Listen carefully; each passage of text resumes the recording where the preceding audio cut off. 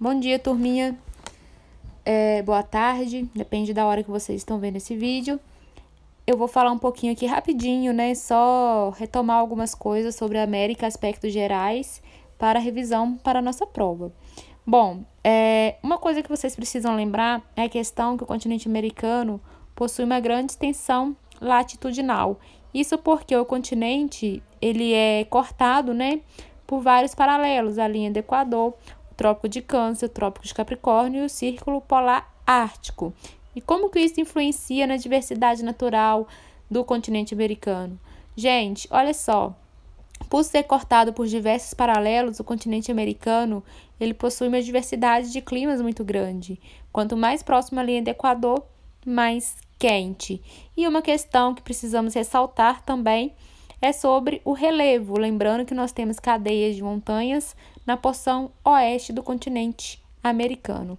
Outra questão muito importante é sobre as diferenças socioeconômicas que encontramos nesse continente. Enquanto temos países, desenvolvidos, como os Estados Unidos e Canadá, sendo os Estados Unidos o país mais desenvolvido do mundo, nós temos outros países, como o Haiti, que passam por diversos conflitos e é um país pobre. E sem falar que nós temos o Brasil e a Argentina, que são países em desenvolvimento. E aqui, trouxe para vocês o mapinha, mostrando aí o movimento de placas que nós temos no continente americano. Isso explica o relevo que nós encontramos hoje na porção oeste, por exemplo. Na porção oeste, nós, como eu disse ali em cima, nós temos cadeias de montanhas, isso porque eu tenho o encontro de placas. Por exemplo, a Cordilheira dos Andes é decorrente, é devido ao encontro da placa de Nazca com a placa sul-americana. E aí, gente, chegando agora na questão da regionalização do continente americano, olha só, vamos lembrar que nós temos a regionalização em critérios físicos, que é a América do Norte, América Central e América do Sul, e temos a regionalização com base nos critérios culturais e históricos, em que temos a América anglo-saxônica e a América Latina. Lembrando que a América anglo-saxônica, Estados Unidos e Canadá, foram colônias de povoamento, enquanto a América Latina foi colônia, os países da América Latina foram colônias de exploração. E aí, outra questão muito importante também, é que esse nome América Latina, gente, é porque a língua falada, em parte do território aí, é de origem do latim, que é espanhol, português, francês. E aí, vamos lá agora falar um pouquinho do clima. Gente, olha só, nós vimos, que tem alguns fatores que vão influenciar no clima do continente americano, como, por exemplo, a variação da latitude, que nós já falamos lá em cima, quanto mais próximo à linha do Equador, mais quente. Por exemplo, o Canadá está sendo cortado pelo Círculo Polar Ártico. Óbvio que terá um clima polar e um clima frio, E aí, outras questões que vão influenciar no clima também, galerinha, são as formas de relevo. Vamos lembrar da altitude, Quanto mais alto, ou seja, quanto maior a altitude, mais frio, que é onde nós temos o clima frio de montanha. Além disso, nós temos a ocorrência das correntes marítimas, e as massas de ar, que vão influenciar diretamente o nosso clima. Por exemplo, essa semana a gente está com muito frio, não é isso? Por quê? Nós tivemos a chegada da massa de ar polar atlântica, não é? E aí eu coloquei para vocês, lembram que eu falei para vocês a diferença, de massas de ar e de correntes marítimas. As massas de ar, gente, são porções de ar, que se formam e possuem as condições de onde ela se formou. Por exemplo, a temperatura, a umidade. Então, se ela forma se forma na floresta amazônica, se ela se forma em cima de uma da floresta amazônica, ela será quente e úmida.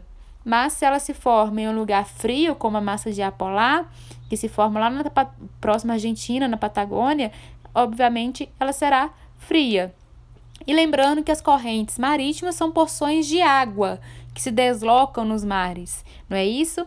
E aqui eu coloquei para vocês, as correntes que nós temos, as correntes que agem aí no continente americano, e as massas de ar, aí só exemplificando aí no caso do Brasil, né?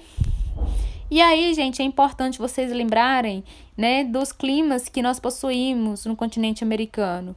O clima polar, o clima frio, né, e o clima frio de montanha. Lembrando que o clima polar e o clima frio nós encontramos no Canadá, né, o clima polar próximo ali, onde é cortado pelo Círculo Polar Ártico, o clima frio abaixo ali do Círculo Polar Ártico. No norte dos Estados Unidos também temos o clima frio, tá? E, como eu disse, o clima frio de montanha. E aí, nós vamos ter também o clima temperado, né? Gente, lembrando que o clima temperado, eu possuo aí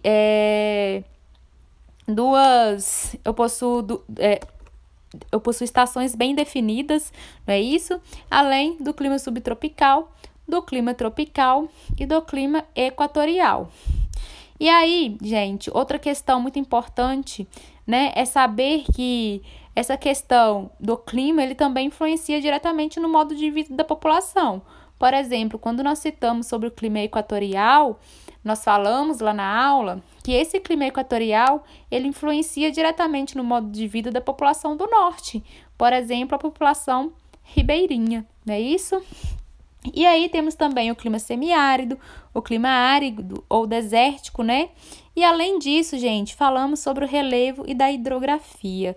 Olha só, sobre o relevo, vamos lembrar que o continente americano, ele é constituído de maciços antigos, dobramentos modernos e bacias sedimentares. Quando a gente for falar de hidrografia, nós vamos falar a importância, né, da hidrografia para o continente americano.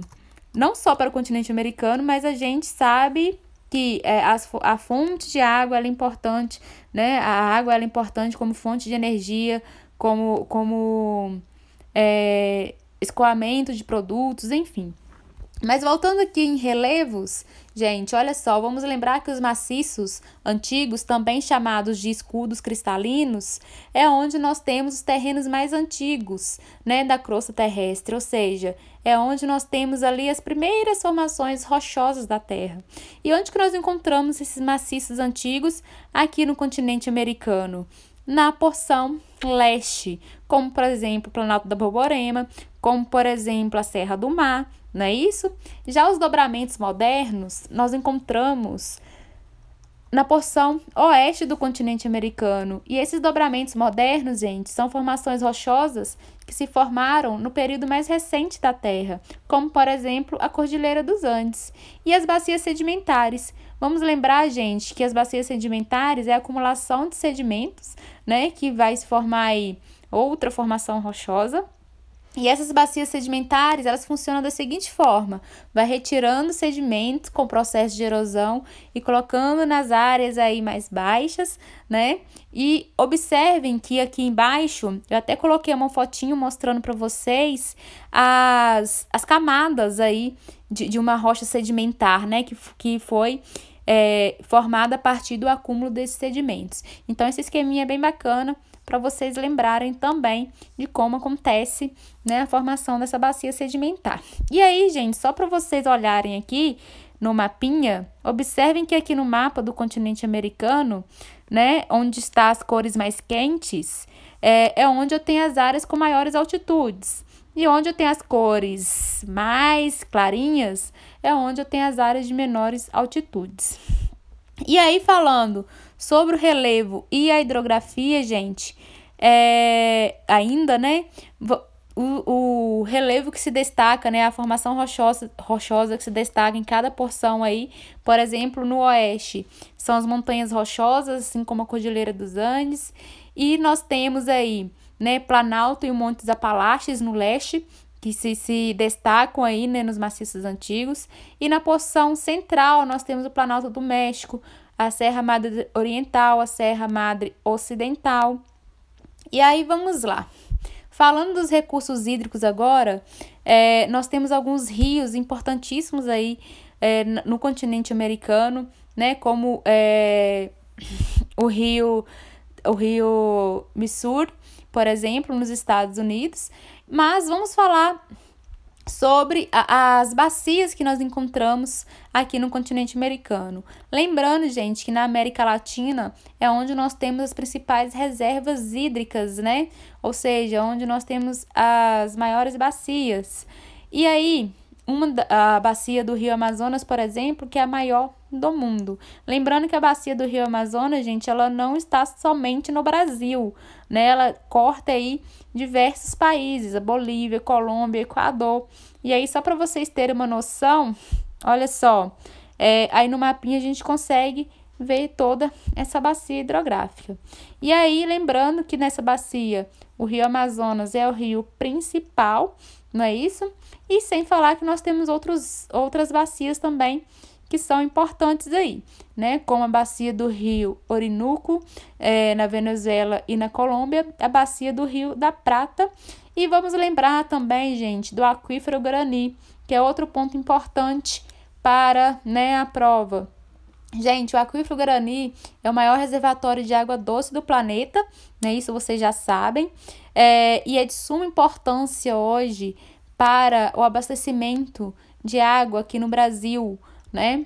E, por fim, os rios voadores que nós falamos dele hoje. Vamos lembrar, gente, que os rios voadores